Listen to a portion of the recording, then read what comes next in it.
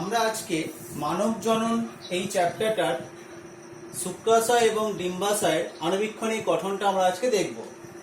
প্রথম আমরা দেখব শুক্রাশয় আণুবীক্ষণিক গঠন। আমরা আগের দিন দেখেছিলাম যে শুক্রাশয়ের বাইরের দিকে মোট 3টে স্তর দেখতে পাওয়া যাচ্ছে। যে স্তরগুলো একদম বাইরের স্তরের নাম হচ্ছে টিউনিকা ভ্যাজাইনালিস, যার মধ্যে ভিসেরাল এবং প্যারাইটাল দুটো স্তর আছে। মাঝের স্তরের নাম হচ্ছে টিউনিকা অ্যালবুজিনিয়া এবং সবচেয়ে ভিতরের স্তর যেটা রক্তবাহ পূর্ণ স্তর তার নাম বলেছেন টিউনিকা ভাস্কুলেসা। এই যে টিউনিকা অ্যালবুজিনিয়া এই স্তরটার নাম অপর নাম শ্বেত আবরণ, কারণ এই স্তরটা বেশিরভাগ ক্ষেত্রে কোলাজেন তন্তু দিয়ে নির্মিত হচ্ছে। এছাড়া কিছু কিছু মাত্রায় স্থিতিস্থাপক তন্তু বা ইলাস্টিন তন্তুও কিন্তু এই শ্বেত আবরক স্তরে দেখতে পাওয়া যাচ্ছে। আমরা আগে এটাও বলেছিলাম যে টিউনিকা অ্যালবুজিনিয়াটাই শুক্রাশয়ের মধ্যে প্রবেশ করে শুক্রাশয়কে অনেকগুলো প্রকোষ্ঠে ভাগ করে দিচ্ছে। অর্থাৎ এই শুক্রাশয়কে যে প্রকোষ্ঠে ভাগ করছে, ভাগ করার জন্য প্রধান দায়ী হচ্ছে কিন্তু টিউনিকা অ্যালবুজিনিয়া এই স্তরটা। কিভাবে ভাগ করছে? অসম্পূর্ণ উলম্ব বিভেদ প্রাচীর তৈরি করছে শুক্রাশয়ের মধ্যে। এই অসম্পূর্ণ উলম্ব বিভেদ প্রাচীরগুলোকে বলা হচ্ছে মেডিয়াস্টাইনাম টেস্টিস। অসম্পূর্ণ উলম্ব বিভেদ প্রাচীরগুলো বলা হচ্ছে মেডিয়াস্টাইনাম টেস্টিস। 200 থেকে 250টার মতো প্রকোষ্ঠ তৈরি হয় এক একটা শুক্রাশয়ের মধ্যে। এরপর দেখবো আমরা এই প্রকোষ্ঠে কি থাকছে। আমরা আগের দিন দেখেছিলাম শুক্রাশয়ের যে লম্বচ্ছেদের ছবি দেখেছিলাম কি যে প্রকোষ্ঠগুলোর মধ্যে কিন্তু 2 থেকে 3টে করে বা 1 থেকে 3টি করে সেমিনিফেরাস নালিকা দেখতে পাওয়া যাচ্ছে। তাহলে টিউনিকা অ্যালবুজিনিয়াটা হচ্ছে সবচেয়ে বাইরের। এই শুক্রাশয়কে মেইনলি প্রোটেকশন দিচ্ছে এই টিউনিকা অ্যালবুজিনিয়াটা, যেটা শুক্রাশয়ের মধ্যম স্তর হিসাবে দেখতে পাচ্ছে। এবং টিউনিকা ভাস্কুলেসার যে স্তরটা বললাম, সেই স্তরটা প্রধানত রক্তবাহ পূর্ণ হওয়ায় সেটা কিন্তু শুক্রাশয়ের কোষগুলোকে পুষ্টি পদার্থ সরবরাহ করতে পারছে। সেমিনিফেরাস নালিকা যেটা বললাম প্রতিটি প্রকোষ্ঠের মধ্যে 1 থেকে 3টি করে থাকছে। এই সেমিনিফেরাস নালিকাগুলোর দৈর্ঘ্য প্রায় 30 থেকে 80 সেন্টিমিটার পর্যন্ত হতে পারে। এই নালিকাগুলোর যদি আমরা সেকশন করি তাহলে আমরা এই ধরনের গোল গোল কিছু অংশ দেখতে পাবো। সেমিনিফেরাস নালিকাগুলো যদি আমরা প্রস্থচ্ছেদ করি তাহলে সেক্ষেত্রে আমরা এই ধরনের কিছু গঠন দেখতে পাবো। তাহলে এই ছবিটা কিসের ছবি? শুক্রাশয় আণুবীক্ষণিক চিত্রের একটা সরলীকৃত রূপ। অর্থাৎ ছবিটা যাতে স্পষ্ট বুঝতে পাওয়া যায় তার জন্য ছবিটা কিন্তু অনেক বেশি সরল করে আঁকা হয়েছে। তাহলে এই সেমিনিফেরাস নালিকাগুলো কি বললাম? দৈর্ঘ্য বললাম 30 থেকে 80 সেন্টিমিটার, প্রস্থ প্রায় 150 থেকে 350 মাইক্রোমিটারের মতো প্রস্থ দেখতে পাওয়া যাচ্ছে। প্রত্যেকটা সেমিনিফেরাস নালিকার বাইরের দিকে যেটা কালো বর্ণের স্তর দেখতে পাওয়া যাচ্ছে, এই স্তরটার নাম হচ্ছে ভিত্তি পর্দা। এই স্তরের নাম হচ্ছে কি বললাম? ভিত্তি পর্দা। তাহলে এখানে দেখতে পাচ্ছি যে কালো বর্ণের যে স্তরটা দেখতে পাওয়া যাচ্ছে একটাই মাত্র লেয়ারে, এই স্তরের নাম হচ্ছে ভিত্তি পর্দা। এই ভিত্তি পর্দার মধ্যে 2 ধরনের কোষ দেখতে পাওয়া যায়। এক ধরনের কোষ লম্বাটে ধরনের কোষ দেখতে পাওয়া যাচ্ছে।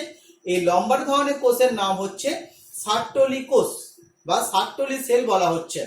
এবং তার মাঝে মাঝে যে কোষগুলো দেখতে পাওয়া যাচ্ছে সেই কোষগুলোর নাম হচ্ছে কি? জার্ম কোষ। হ্যাঁ, লেখা আছে সার্টোলি কোষ এবং জার্ম কোষ। সার্টোলি কোষের বিষয়টা একটু আগে বলে দিই। সার্টোলি কোষটা এই কোত্থেকে তৈরি হচ্ছে বললাম? তৈরি হচ্ছে ভিত্তি পর্দা লেয়ার থেকে। এবং এই সার্টোলি কোষগুলো কিন্তু দেখতে লাগে দীর্ঘাকৃতি, বহুভুজাকারের মতো আকৃতি হয়। এবং এই কোষগুলি সাইটোপ্লাজমের মধ্যে প্রচুর পরিমাণে মাইটোকন্ড্রিয়া আছে, লাইসোজোম আছে, ফ্যাটের কণা আছে, গ্লাইকোজেন আছে এবং এরা প্রধানত পুষ্টি পদার্থ সরবরাহ করছে এবং শুক্রাণুর পরিণতি প্রাপ্তিতে সাহায্য করছে এই কোষটা। কি বললাম? শুক্রাণুর পরিণতি প্রাপ্তিতে সাহায্য করছে এই সার্টোলি কোষ। তাহলে তার জন্য এদিকে নাম দেওয়া হচ্ছে নার্স সেল। যদি কোনো শুক্রাণু পরিণতিপ্রাপ্ত না হতে পারে তখন তাকে ফ্যাগোসাইটোসিস পদ্ধতিতে নষ্ট করে দিতে পারছে এই সার্টোলি কোষগুলো। এবং এই সার্টোলি কোষগুলো আরেকটা খুব ইম্পর্টেন্ট কাজ করে, ব্লাড টেস্টিস ব্যারিয়ার, যে বিটিবি লেখা আছে, বিটিবি পুরো নাম কি বললাম? বিটিবি পুরো নাম হচ্ছে ব্লাড টেস্টিস ব্যারিয়ার। আমরা বললাম যে টিউনিকা ভাস্কুলেসা লেয়ারটা শুক্রাশয়ের মাঝে মাঝে প্রকোষ্ঠে প্রবেশ করে যাচ্ছে এবং প্রবেশ করার মাধ্যমে নিউট্রিশন সাপ্লাই দিচ্ছে। তাহলে ব্লাড টেস্টিস ব্যারিয়ার মানে হচ্ছে এই যে শুক্রাশয়ের মাঝে মাঝে রক্তবাহ প্রবেশ করছে, সেই রক্তবাহের মধ্যে দিয়ে কোনো জার্ম বা জীবাণু কিন্তু এই শুক্রাশয়ের মধ্যে প্রবেশ করতে পারে, বা যদি কোনোভাবে উৎপন্ন শুক্রাণুগুলো রক্তবাহের কাছাকাছি চলে আসে, তাহলে রক্তবাহের মধ্যে উপস্থিত শ্বেত রক্তকণিকা এই শুক্রাণুগুলিকে তাদের একটা ফরেন পার্টিকেল হিসেবে ট্রিট করে তাকে কিন্তু নষ্ট করে দেবে। তাহলে এই কাজটা হওয়া আটকাচ্ছে ব্লাড টেস্টিস ব্যারিয়ার বা বিটিবি। তাহলে বিটিবির কাজগুলো আমরা কি কি বলতে পারি? আমি কাজগুলো পয়েন্ট করে করে বলছি। প্রথম কাজ হচ্ছে বিটিবি সদ্য উৎপন্ন যে জার্ম কোষ, সেই জার্ম কোষগুলো রক্ষা করছে এবং গ্যামেট তৈরির জন্য একটা সুনির্দিষ্ট এনভায়রনমেন্ট গঠন করতে পারছে। দ্বিতীয় পয়েন্ট কি বলা হচ্ছে? বিটিবি এই শুক্রাণু উৎপাদনের জন্য একটা বিশেষ হরমোন টেস্টোস্টেরনের ঘনত্ব, তার সঙ্গে সঙ্গে ইনোসিটল, গ্লুটামিক অ্যাসিড এদের সুনির্দিষ্ট ঘনত্ব বজায় রাখতে সাহায্য করছে। তৃতীয় কাজ কি বললাম? যাতে রক্তের কণিকাগুলো শুক্রাণুকে as a foreign particle treat না করতে পারে, সেই কাজটাও কিন্তু করতে পারছে এই ব্লাড টেস্টিস ব্যারিয়ার। তাহলে এইভাবে কিন্তু আমরা দেখতে পাচ্ছি ব্লাড টেস্টিস ব্যারিয়ার কিন্তু সার্টোলি কোষটা ব্লাড টেস্টিস ব্যারিয়ারের কাজটা করতে পারছে। আমরা সার্টোলি কোষ থেকে আরেকটা হরমোন দেখতে পাবো, এখানে অ্যারো দিয়ে দেখানো আছে, ইনহিবিন, অ্যাক্টিভিন বা ইস্ট্রোজেন। ইস্ট্রোজেন যদিও মহিলাদের দেহে হরমোন, তবে কিন্তু পুরুষের দেহের ক্ষেত্রেও সামান্য মাত্রায় ইস্ট্রোজেন খরিত হয়। ইনহিবিন, অ্যাক্টিভিন এবং ইস্ট্রোজেন এই তিনটে হরমোন কিন্তু সার্টোলি কোষ থেকে খরিত হতে পারছে। ইনহিবিনের কাজ হচ্ছে ফলিকুলার স্টিমুলেটিং হরমোন, অর্থাৎ এফএসএইচ যেটা বললাম, এই ইনহিবিন কি করছে? এফএসএইচ এর কাজে বাধা সৃষ্টি করতে পারছে। তাহলে ইনহিবিন যেটা বললাম, ইনহিবিন ইনহিবিট করছে, কার কাজটা ইনহিবিট করছে? এফএসএইচ এর কাজে বাধা সৃষ্টি করতে পারছে। অ্যাক্টিভিন যেটা বললাম, এ হচ্ছে বাধা দিচ্ছে এফএসএইচ এর কাজে, আর অ্যাক্টিভিনটা যে নামটা বললাম, এটা এফএসএইচ ক্ষরণে সাহায্য করছে। ইনহিবিন এবং অ্যাক্টিভিনের কাজটা কিন্তু একে অপরের বিপরীত দেখতে পাওয়া যাচ্ছে, দুটোই কিন্তু পলিপেপটাইড ধর্মী হরমোন, কিন্তু দুজনের কাজটা একে অপরের বিপরীত দেখতে পাওয়া যাচ্ছে। ইস্ট্রোজেন স্পারমাটোজেনেসিস বা শুক্রাণু উৎপাদন প্রক্রিয়া কিছুটা সাহায্য করতে পারছে। এগুলো সার্টোলি কোষ থেকে এই সকল হরমোন খরিত হয়, সেই হরমোনগুলোর নামগুলো বললাম। এরপর আমরা আসবো জার্ম কোষ। এই জার্ম কোষের মধ্যে মোট 5টা স্তর দেখতে পাওয়া যাচ্ছে। কি বলছি? জার্ম কোষের মধ্যে মোট 5টা স্তর দেখতে পাওয়া যাচ্ছে। এই 5টা স্তর কি কি আছে? এই 5টা স্তরকে আমরা ছবিতে দেখাচ্ছি এখানে। সবচেয়ে প্রথম যে স্তরটা, ভিত্তি পর্দার কাছে যে স্তরটা আছে, সেই স্তরটা হচ্ছে স্পারমাটোগোনিয়া। এই স্পারমাটোগোনিয়া স্তরটা কিন্তু ডিপ্লয়েড, মানে এখানে কিন্তু 2n সংখ্যক কোষ দেখতে পাওয়া যাচ্ছে। এই স্পারমাটোগোনিয়া স্তর থেকে যে স্পারমাটোগোনিয়াটা আমরা ছবিতে নীল আকারে দেখিয়েছি, স্পারমাটোগোনিয়ার পর যে কালো স্তরটা দেখতে পাওয়া যাচ্ছে, কালো বর্ণের যে কোষটা আমরা দেখিয়েছি, সেটার নাম হচ্ছে প্রাইমারি স্পারমাটোসাইট। এই প্রাইমারি স্পারমাটোসাইটটাও কিন্তু এখানে ডিপ্লয়েড। তারপর লালের যে স্তরটা দেখানো হয়েছে, এই স্তরটা হচ্ছে সেকেন্ডারি স্পারমাটোসাইট। এখানে মিওসিস কোষ বিভাজন হয়ে যায়। আমরা পরের যে স্পারমাটোজেনেসিস প্রসেসের ডিটেলসে আসবো, সেই মিওসিস কোষ বিভাজন হয়ে যাওয়ার জন্য সেকেন্ডারি স্পারমাটোসাইট বা গৌণ স্পারমাটোসাইটটা কিন্তু হয়ে যাচ্ছে হ্যাপ্লয়েড। এর পরের স্তরটা হচ্ছে কোনটা? এর পরের স্তরটা হচ্ছে স্পারমাটিড, যেটা আমরা এই যে লালের পর যে নীলের যে স্তরটা দেখিয়েছি, এই স্তরটা হচ্ছে স্পারমাটিড। স্পারমাটিডকে বলা হচ্ছে অপূর্ণ শুক্রাণু, অর্থাৎ যখনও শুক্রাণুর যে প্রকৃত আকার, সেই প্রকৃত আকারটা সে কিন্তু পায়নি। এবার এই অপূর্ণ শুক্রাণুগুলো কোথায় যোগ হবে? এই সার্টোলি কোষের সঙ্গে তারা অ্যাটাচ হবে, অর্থাৎ সার্টোলিক অ্যাসিড কোষের গায়েতে বেশ কিছু গর্ত দেখতে পাওয়া যাচ্ছে। সেই গর্তের সাথে অ্যাটাচ হওয়ার পর তখন তারা কিন্তু পরিণত শুক্রাণু, তাহলে এইখানে যা লেখা আছে এটা কিন্তু হচ্ছে পরিণত শুক্রাণু। তাহলে এইভাবে কিন্তু পরপর স্তরগুলো দেখতে পাওয়া যাচ্ছে। আবার স্তরের নামগুলো বলছি, সবচেয়ে বাইরের স্তরের নাম হচ্ছে স্পার্মাটোগোনিয়া, তারপর হচ্ছে প্রাইমারি স্পার্মাটোসাইট বা প্রাথমিক পরশুক্রাণু, তারপর হচ্ছে সেকেন্ডারি স্পার্মাটোসাইট বা গৌণ পরশুক্রাণু, তারপর স্পার্মাটিড এবং তারপর হচ্ছে পরিণত শুক্রাণু বা স্পার্মাটোজোয়া। তাহলে 5টা কোষের স্তর পরপর দেখতে পাওয়া যাচ্ছে। এছাড়া এই শুক্রাশয়ের সেমিনিফেরাস নালিকার যদি আমরা প্রস্থচ্ছেদ করি, সেখানে লেডিগের আন্তঃকোষ বলে একটা কোষ দেখতে পাবো। এই যে লাল লাল যে কিছু কিছু মাঝে মাঝে কোষের পুঞ্জ দেখানো হয়েছে, এই লাল লাল কোষের পুঞ্জগুলোর নাম হচ্ছে লেডিগের আন্তঃকোষ।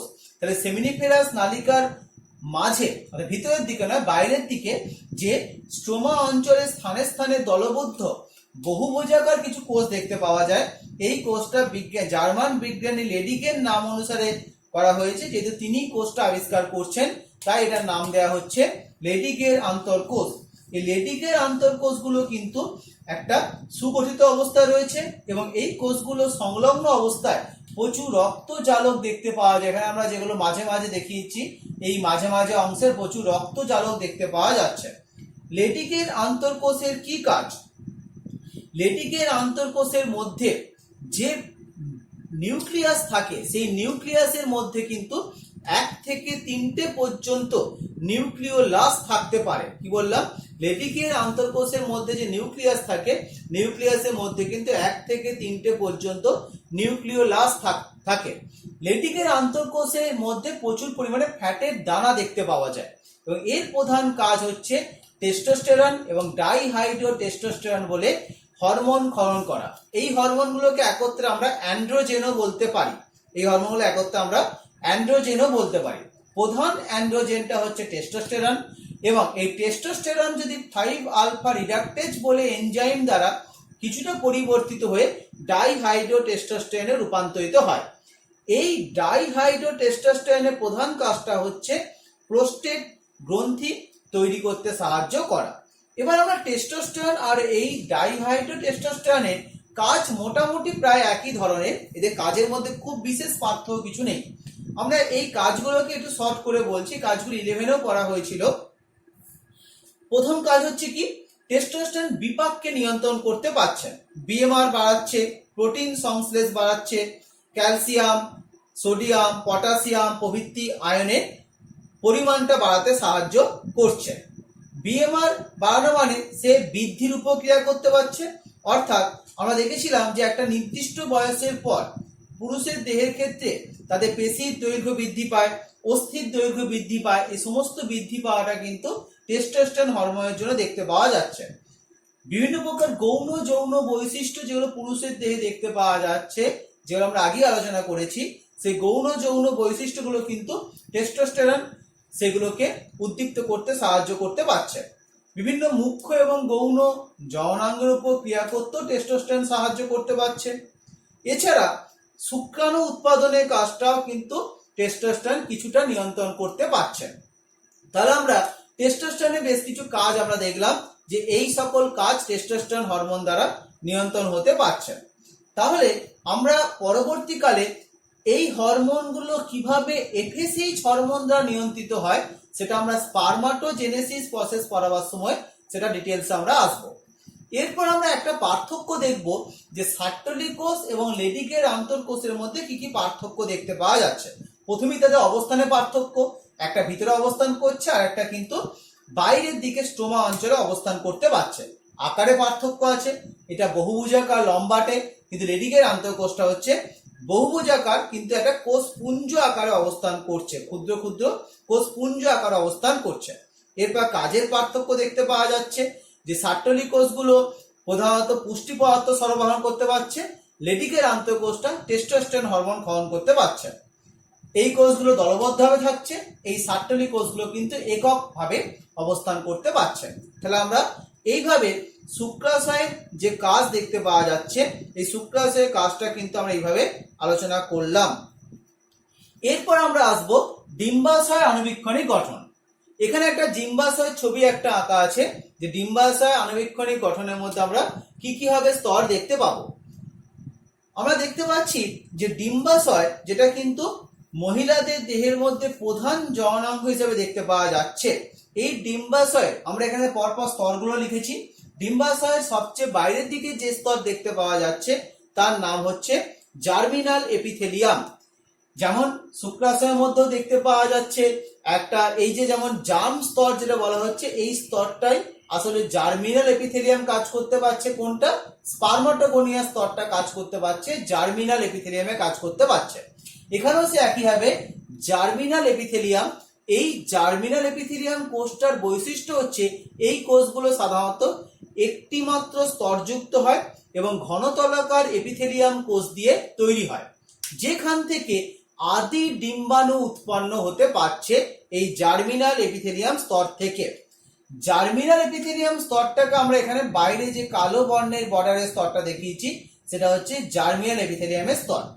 এরপরে আর একটা নীল বর্ণের যে বর্ডার দেওয়া আছে, সেই বর্ডারের মতো পোর্শন করা আছে ভিতরের দিকে, সেটা হচ্ছে টিউনিকা অ্যালবুজিনিয়া। যে টিউনিকা অ্যালবুজিনিয়া আমরা শুক্রাশয় ক্ষেত্রেও দেখলাম, ডিম্বাশয় ক্ষেত্রেও সেইভাবে একটা শ্বেত তন্তু দিয়ে একটা আবরণ দেখতে পাওয়া যাচ্ছে, যে আবরণের নাম হচ্ছে টিউনিকা অ্যালবুজিনিয়া। এর পরের অঞ্চলটার নাম হচ্ছে স্ট্রোমা, যে স্ট্রোমাকে আমরা দুভাগে ভাগ করতে পারছি, বাইরের দিকটা হচ্ছে কর্টেক্স আর ভিতরের দিকটা হচ্ছে মেডুলা।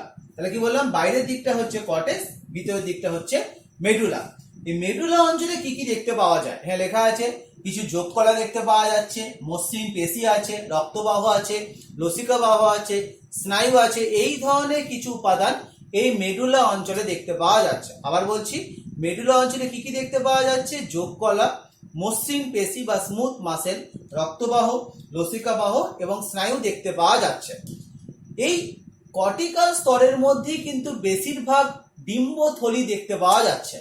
এই ডিম্বথলির ব্যাপারটা বলার আগে একটা জিনিস বলে দিচ্ছি, সেটা হচ্ছে জার্মিনাল এপিথেলিয়াম স্তর থেকে যে ডিম্বথলি উৎপন্ন হচ্ছে, সেই ডিম্বথলি বা ডিম্বাণু উৎপাদনের কাজটা কিন্তু একটি কন্যা ভ্রূণ অবস্থাতেই তৈরি হয়ে যায়। অর্থাৎ যখন মাতৃদেহের মধ্যে কন্যা ভ্রূণ উৎপন্ন বা কন্যা ভ্রূণ তৈরি হলো, সেই কন্যা ভ্রূণের মধ্যেই কিন্তু এই ডিম্বাশয়ের মধ্যে ডিম্বথলি উৎপন্ন হওয়াটা শুরু হয়ে যাচ্ছে।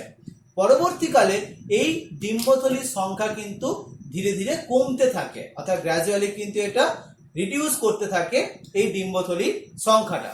আমরা এখানে একটা লিখেছি যে নবজাতকের ক্ষেত্রে আদি ডিম্বথলির সংখ্যা হচ্ছে 3 লক্ষ থেকে 5 লক্ষ, কিন্তু বয়ঃসন্ধিকালে সংখ্যা এসে যাচ্ছে 60,000 থেকে 80,000।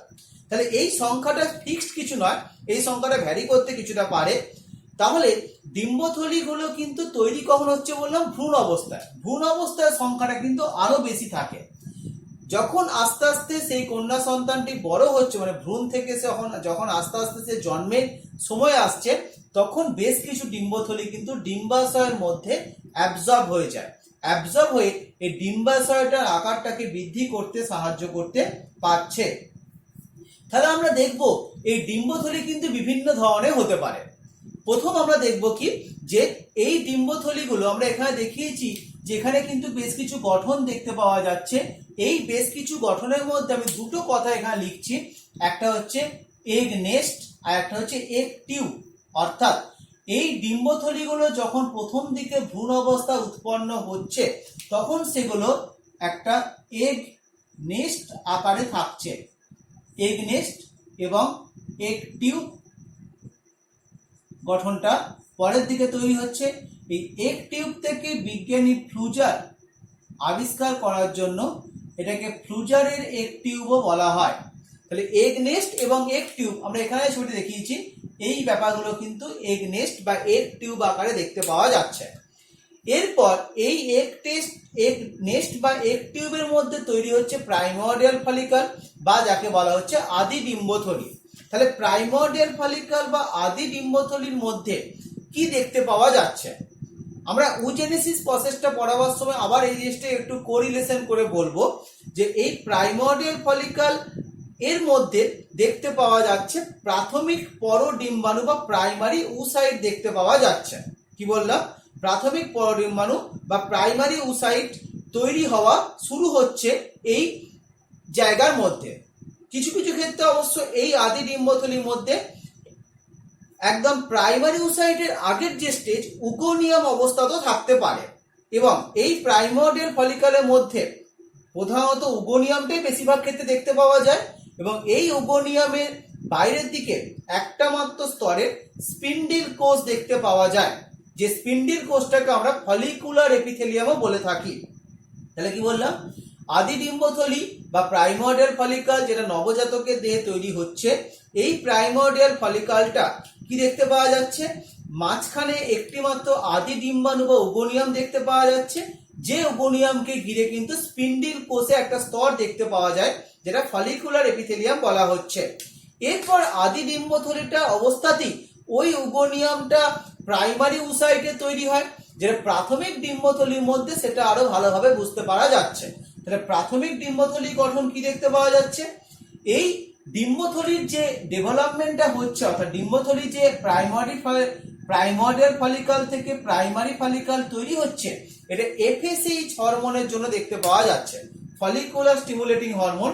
এই হরমোনের দ্বারা কিন্তু এই ডিম্বথলিগুলো কিন্তু আস্তে আস্তে আকারে বৃদ্ধি পাচ্ছে।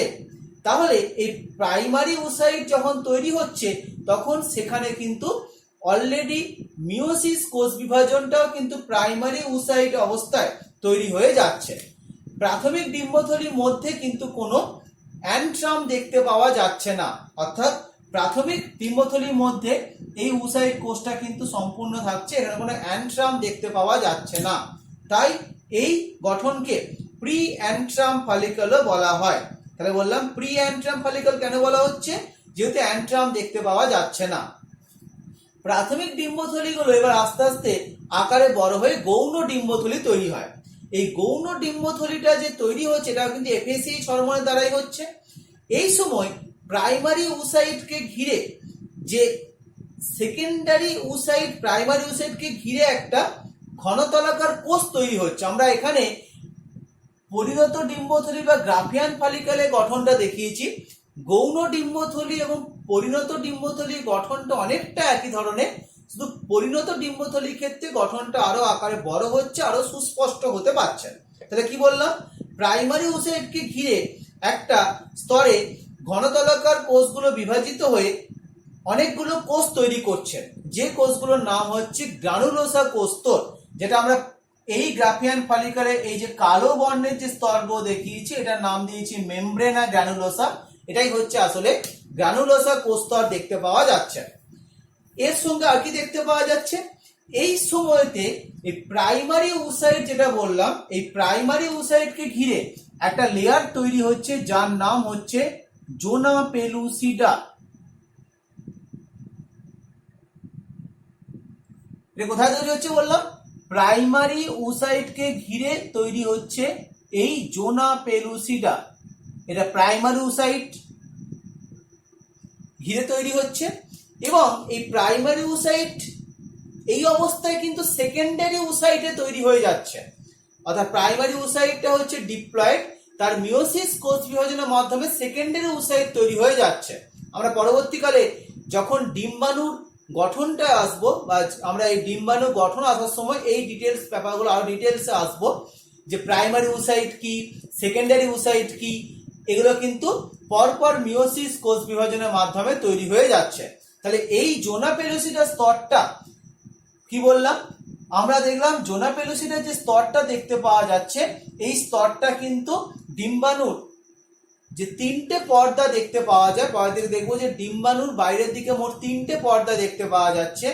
সবচেয়ে ভিতরে থাকে ভাইটালাইন পর্দা, মাঝে থাকে জোনা পেলুসিডা, এবং সবচেয়ে বাইরে দেখতে পাওয়া যাচ্ছে কি দেখতে পাওয়া যাচ্ছে, সেই বাইরে একদম বাইরের যে স্তরটা দেখতে পাওয়া যাচ্ছে, সেই স্তরটা কিন্তু আসলে এই গ্রানুলোসা কোষস্তরেরই পরিবর্তিত রূপ দেখতে পাওয়া যাচ্ছে। তাহলে আমরা গৌণ পরডিম্বাণু গঠনটা দেখছিলাম, এই গৌণ ডিম্বথলি গঠনটা দেখছিলাম। তাহলে এই গৌণ ডিম্বথলির মধ্যে কি বললাম, দেখতে পাওয়া যাচ্ছে গ্রানুলোসা কোষস্তর দেখতে পাওয়া যাচ্ছে, জোনা পেলুসিডা দেখতে পাওয়া যাচ্ছে, অ্যান্ট্রাম বলে একটা গহ্বর তৈরি হয়েছে, যে অ্যান্ট্রামটা এখানে আরো ভালোভাবে দেখানো আছে। অ্যান্ট্রামটা গহ্বরটা কিন্তু এই গৌণ ডিম্বথলি অবস্থাতেই তৈরি হচ্ছে। এই অবস্থায় গৌণ ডিম্বথলির একদম বাইরের দিকে থিকা স্তর তৈরি হয়। এই যে থিকা স্তর দেখানো আছে, এই থিকা স্তর তৈরি হচ্ছে এবং থিকা স্তরের মধ্যে দুটো ভাগ আছে। থিকার বাইরের দিকে হচ্ছে থিকা এক্সটার্না আর ভিতরের দিকে হচ্ছে থিকা ইন্টারনা। তাহলে কি বললাম, থিকা এক্সটার্না এবং থিকা ইন্টারনা এই দুটো স্তর দেখতে পাওয়া যাচ্ছে। এই গ্রানুলোসা কোষস্তরগুলো একদম অ্যান্ট্রামকে ঘিরে অবস্থান করছে। এই গ্রানুলোসা কোষস্তর থেকে বেশ কিছু তরল পদার্থ উৎপন্ন হচ্ছে, যে তরলটা কিন্তু এই অ্যান্ট্রাম গহ্বরের মধ্যে প্রবেশ করছে। এই তরলটার নাম দেওয়া হচ্ছে কি, তরলটার নাম দেওয়া হচ্ছে লিকার ফলিকুলি। এই তরলটার নাম দেওয়া হচ্ছে লিকার ফলিকুলি। তাহলে এটা কোথায় দেখতে পাওয়া যাচ্ছে বললাম, অ্যান্ট্রাম বলে যে গহ্বরটা দেখতে পাওয়া যাচ্ছে সেই গহ্বরের মধ্যে এই লিকার ফলিকুলি বলে একটা তরল দেখতে পাওয়া যাচ্ছে। এই গৌণ ডিম্বথলিটাই কিন্তু পরবর্তীকালে বৃদ্ধিপ্রাপ্ত হয়ে তৈরি করছে পরিণত ডিম্বথলি। অর্থাৎ গৌণ ডিম্বথলির মধ্যে গঠনগুলো অতটা সুস্পষ্ট বুঝতে পারা যায় না, কিন্তু পরিণত ডিম্বথলির মধ্যে কিন্তু এই গঠনগুলো খুবই সুস্পষ্টভাবে বুঝতে পারা যাচ্ছে। এখানে দেখতে পাচ্ছি যে পরিণত ডিম্বথলির মধ্যে একটা গৌণ পরডিম্বাণু দেখানো হয়েছে। এই গৌণ পরডিম্বাণু তৈরির সময় প্রথম পোলার বডি তৈরি হয়। এখানে দেখো যে নীল বর্ণের যে ছোট্ট কোষটা দেখানো হয়েছে, এটা হচ্ছে প্রথম পোলার বডি। তাহলে এই গৌণ পরডিম্বাণু বাইরের দিকে কিন্তু প্রথম পোলার বডি দেখতে পাওয়া যাচ্ছে। এই সময় আর কি দেখতে পাওয়া যাচ্ছে, এই গৌণ পরডিম্বাণুকে ঘিরে যে একটা কোষের স্তর দেখতে পাওয়া যাচ্ছে, এই কোষের স্তরটার নাম বললাম মেমব্রেনা গ্রানুলোসা। এরপর এই গৌণ পরডিম্বাণুর নিচের দিকে যে মেমব্রেনা গ্রানুলোসা কোষগুলো আছে তাদের বিশেষ নাম দেওয়া হচ্ছে। কি নাম দেওয়া হচ্ছে, কিউমুলাস উফোরাস। এই যে নামটা লেখা আছে কিউমুলাস উফোরাস বা অপর নাম ডিসকাস প্রোলিজেরাস। কিউমুলাস উফোরাস বা ডিসকাস প্রোলিজেরাস। এটা কোথায় দেখতে পাওয়া যাচ্ছে, গৌণ পরডিম্বাণুর ঠিক নিচের দিকে যে কোষস্তরটা দেখতে পাওয়া যাচ্ছে এই কোষস্তরের নাম হচ্ছে, এটা কিন্তু অ্যাকচুয়ালি মেমব্রেনা গ্রানুলোসার একটা পরিবর্তিত কোষস্তর যার নাম হচ্ছে কিউমুলাস উফোরাস বা ডিসকাস প্রোলিজেরাস। তাহলে এই গ্রানুলোসা কোষস্তর তাহলে কোনটা, এই যে চারধারে যে অনেকটা জায়গা জুড়ে অবস্থান করছে এই কোষস্তরের নাম হচ্ছে গ্রানুলোসা কোষস্তর। এই গ্রানুলোসা কোষস্তর থেকেই কিন্তু ইস্ট্রোজেন বলে হরমোনটা ক্ষরিত হচ্ছে। পরিণত ডিম্বথলি থেকে প্রধান যে হরমোনটা ক্ষরিত হয় সেটা ইস্ট্রোজেন, সেই হরমোনটা কিন্তু এই গ্রানুলোসা কোষস্তর থেকেই তৈরি হচ্ছে। এছাড়া সামান্য মাত্রায় প্রোজেস্টেরন হরমোনও ক্ষরণ করতে পারে। এর বাইরের দিকে যে স্তরটা আছে যেটা লাল কালার দেখানো হয়েছে, এই স্তরের নামটা বললাম থিকা। থিকা দুটো ভাগ আছে, থিকা এক্সটার্না, থিকা ইন্টারনা। থিকার বাইরের অংশের নাম হচ্ছে থিকা এক্সটার্না আর ভিতরের অংশের নাম হচ্ছে থিকা ইন্টারনা। থিকা স্তরের প্রধান কাজটা কি দেখতে পাওয়া যাচ্ছে, প্রোটেকশন দেওয়া। অর্থাৎ ভিত্তি পর্দার ঠিক উপরে এই থিকা এক্সটার্না এবং থিকা ইন্টারনা দুটো দেখতে পাওয়া যাচ্ছে এবং এইভাবে কিন্তু টোটাল পরিণত ডিম্বথলিটার গঠন দেখতে পাওয়া যাচ্ছে। আমরা পরের দিকে যখন মেনস্ট্রুয়াল সাইকেল দেখব এই ডিম্বথলিটা আস্তে আস্তে পরিণত হতে হতে মোটামুটি 14 দিনের মাথায় এই পরিণত ডিম্বথলিটা ফাটিয়ে তার থেকে গৌণ উসাইট বা গৌণ পরডিম্বাণু বাইরে বেরিয়ে চলে আসছে। এই ঘটনাকে বলা হয় কি, এই ঘটনাকে বলা হয় ওভিউলেশন দশা বা ওভিউলেটরি ফেজ বলা হয়। যখনই এই গ্রাফিয়ান ফলিকাল বা পরিণত ডিম্বথলি ফাটিয়ে ডিম্বাণুটা বাইরে বেরিয়ে চলে আসবে, তখনই গ্রাফিয়ান ফলিকালটা আস্তে আস্তে কিন্তু কিছু পরিবর্তিত হবে। কিসে পরিবর্তিত হবে, এই পরিবর্তনটাকে বলা হচ্ছে পিত্তগ্রন্থি তৈরি হওয়ার জন্য পরিবর্তন হবে। অর্থাৎ এটা আস্তে আস্তে পিত্তগ্রন্থি যেটা তৈরি হয় সেই পিত্তগ্রন্থি গঠনটা তৈরিটা শুরু করবে কখন, যখন ওই ফলিকাল থেকে গ্রাফিয়ান ফলিকাল থেকে ওই গৌণ উসাইটটা বাইরে বেরিয়ে আসবে, তখনই কিন্তু এই পিত্তগ্রন্থি তৈরির প্রক্রিয়াটা শুরু হবে। এই পিত্তগ্রন্থি তৈরির যে প্রক্রিয়াটা শুরু হওয়ার কথা বললাম, এই পিত্তগ্রন্থি তৈরি কিভাবে শুরু হবে, ডিম্বথলির মধ্যে বেশ কিছু রক্তজালক, যে রক্তজালকগুলো আমরা দেখতে পাচ্ছি এগুলো রক্তজালক। এই রক্তজালকগুলো এই ডিম্বাশয়ের মেডুলা অঞ্চলের মধ্যে আছে। এই রক্তজালকের কিছু অংশ কিন্তু এই পিত্ত গ্রন্থির মধ্যে প্রবেশ করবে। অর্থাৎ রক্তজালকটা কিন্তু যেটা দেখানো হয়েছে, সেই রক্তজালকটা কিন্তু আস্তে আস্তে এই পিত্ত গ্রন্থির মধ্যে এসে প্রবেশ করছে। এই রক্তজালকটা যে পিত্ত গ্রন্থির মধ্যে প্রবেশ করবে, এই রক্তজালকের মধ্যে বেশ কিছু লিউটিন বলে দানা, কি নাম বললাম, লিউটিন বলে একটা দানা, কিন্তু এই লিউটিনটা হচ্ছে পিত্ত বর্ণের দানা। এই লিউটিন দানাটা কিন্তু এসে এই গ্রাফিয়ান ফলিকলের যেটা অবশিষ্ট অংশ পড়ে আছে তার মধ্যে এসে জমা হবে, এবং এই অবস্থায় এই ফলিকুলার গ্রানুলোসা যে কোষগুলো আছে, এই কোষগুলো আকারে ক্রমাগত ডিভিশন করবে এবং দ্রুত বিভাজনের মাধ্যমে পুরো অ্যান্ট্রামের গহ্বরটা পুরো কিন্তু ভরাট করে দেবে, এবং এইভাবে লিউটিন দ্বারা যুক্ত একটা গ্রন্থি আকারে স্ট্রাকচার তৈরি হচ্ছে। এর নাম হচ্ছে পিত্ত গ্রন্থি, বা এটাকে কর্পাস লুটিয়াম বলা হচ্ছে। তাহলে এই কর্পাস লুটিয়াম তৈরির ক্ষেত্রে মোট আমরা তিনটে স্তর দেখতে পাবো, বা তিনটে পরপর স্ট্রাকচার দেখতে পাবো। প্রথম স্তরের নাম কি? প্রথম স্তরের নাম হচ্ছে কর্পাস হেমোরেজিকাম, বা হেমোরেজিকাসও বলা হয়, কর্পাস হেমোরেজিকাম।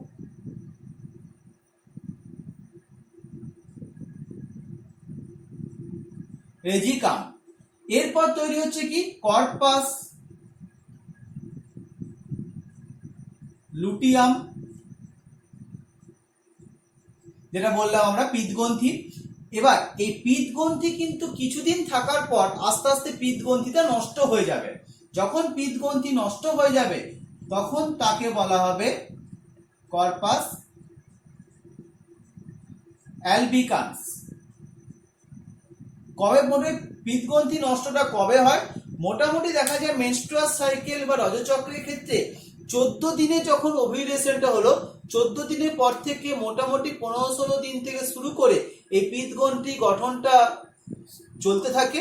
মোটামুটি বলতে পারা যায় 23-24 দিনের মাথায় বা 23-24 দিনের পর থেকে সেটা আস্তে আস্তে কিন্তু পিত্ত গ্রন্থির অপজনন হতে বা পিত্ত গ্রন্থি আস্তে আস্তে নষ্ট হতে শুরু করে। তাহলে এই পিত্ত গ্রন্থি থেকে কোন হরমোনটা প্রধানত খরিত হচ্ছে? পিত্ত গ্রন্থি থেকে যে সকল হরমোন খরিত হয় সেই হরমোনগুলোকে আমরা প্রধানত 4টে হরমোন দেখতে পাই পিত্ত গ্রন্থিতে খরিত হচ্ছে, কিন্তু প্রধান হরমোনটা কিন্তু কোনটা? সেটা হচ্ছে প্রোজেস্টেরন। পিত্ত গ্রন্থি থেকে প্রধান যে হরমোনটা সেটা হচ্ছে প্রোজেস্টেরন খরিত হচ্ছে। এছাড়া আর কোন কোন হরমোন দেখতে পাওয়া যায় পিত্ত গ্রন্থি থেকে খরিত হচ্ছে? সেটা হচ্ছে ইস্ট্রোজেন, রিল্যাক্সিন এবং ইনহিবিন। যে ইনহিবিনটা আমরা আগে সার্টোলি কোষেও দেখলাম, সেই ইনহিবিন হরমোনটা কিন্তু এখানেও খরিত হতে পারছে। আর কি বললাম যে গ্রাফিয়ান ফলিকল বা পরিণত ডিম্বথলি থেকে কোন কোন হরমোন খরিত হচ্ছে?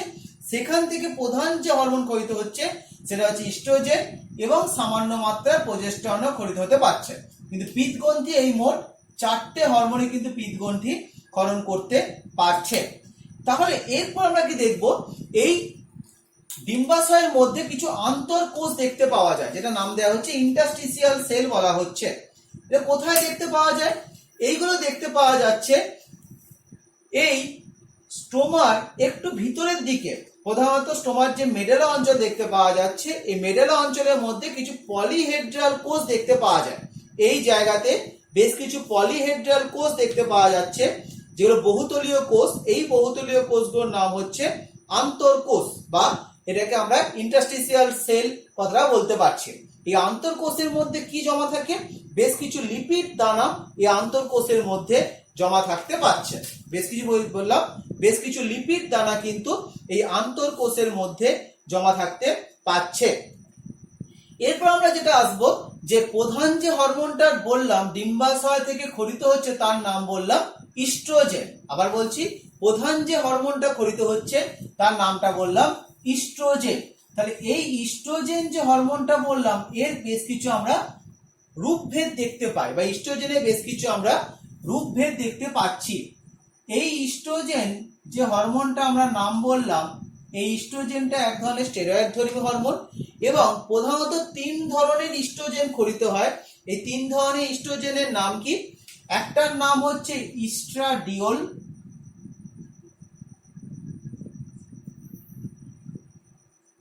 একটার নাম হচ্ছে ইস্টাডিওল, একটার নাম হচ্ছে ইস্ট্রোন, আর একটার নাম হচ্ছে ইস্ট্রিওল।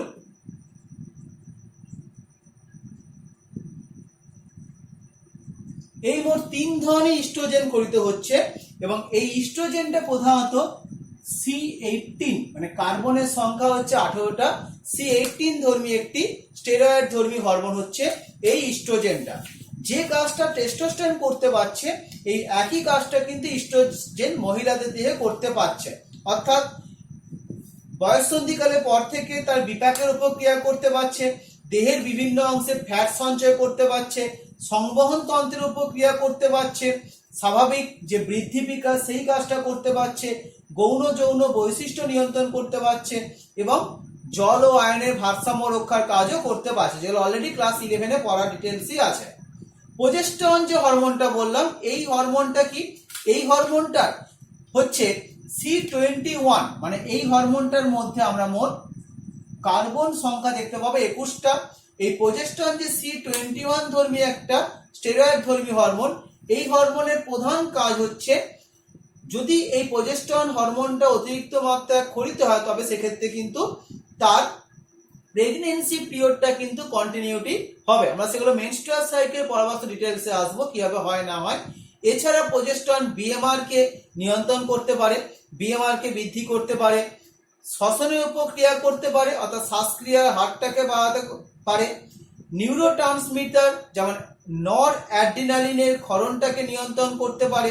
এছাড়া ডিম্বাশয়ের বৃদ্ধি বা জরায়ুর উপর ক্রিয়া করে, জরায়ুর যে এন্ডোমেট্রিয়াম স্তরটা তৈরি হয় মেনস্ট্রুয়াল সাইকেলের সময় এন্ডোমেট্রিয়াম স্তরের যে রিপেয়ার হয় সেই রিপেয়ারের কাজটা কিন্তু এই প্রোজেস্টেরন করতে পারছে। এরকম বেশ কিছু কাজ আমরা প্রোজেস্টেরনের দেখতে পাচ্ছি। রিল্যাক্সিন বলে যে হরমোন নামটা আমরা বললাম, রিল্যাক্সিনটার প্রধান কাজ হচ্ছে জরায়ুর পেশি সংকোচনটাকে নিয়ন্ত্রণ করার মাধ্যমে যখন সার্ভিক্সটাকে প্রসারিত করতে সাহায্য করছে। কখন করছে? একদম প্রেগন্যান্সি পিরিয়ডের শেষের দিকে যখন বাচ্চা প্রসব হবে, সেই বাচ্চা প্রসবের সময় কিন্তু রিল্যাক্সিন হরমোনটা কি করতে পারছে, ওই কর্পাস লুটিয়াম বা পরবর্তীকালে প্লাসেন্টা থেকেও ক্ষরিত হচ্ছে এবং এই হরমোনটা প্রধানত দেখতে পাওয়া যাচ্ছে সার্ভিক্সকে প্রসারিত করে সন্তান প্রসব করতে সাহায্য করছে। ইনহিবিন যে হরমোনটা বললাম, এই ইনহিবিনের প্রধান কাজ হচ্ছে এফএসএইচ এর কাজে বাধা দেওয়া। কি বললাম? ইনহিবিনটা প্রধান যেটা কাজ করছে এফএসএইচ এর কাজে বাধা সৃষ্টি করতে পারছে, এই ইনহিবিন হরমোনটা এই বাধা করতে পারছে। আমরা এই ডিম্বাশয় সংক্রান্ত বেশ কিছু রোগ দেখতে পাবো, যে রোগগুলোর মধ্যে একটা খুব কমন রোগ হচ্ছে ওভারিয়ান সিস্ট। অর্থাৎ দেখতে পাওয়া যাচ্ছে কি ডিম্বাশয়ের মধ্যে বেশ কিছু তরলপূর্ণ একটা গঠন দেখতে পাওয়া যায়, সেই গঠনটার নাম দেওয়া হচ্ছে ওভারিয়ান সিস্ট। তাহলে কি বললাম, এই ডিম্বাশয়ের সংক্রান্ত আমরা বেশ কিছু রোগ দেখতে পাবো, যার মধ্যে একটা রোগের নাম বললাম হচ্ছে ওভারিয়ান সিস্ট।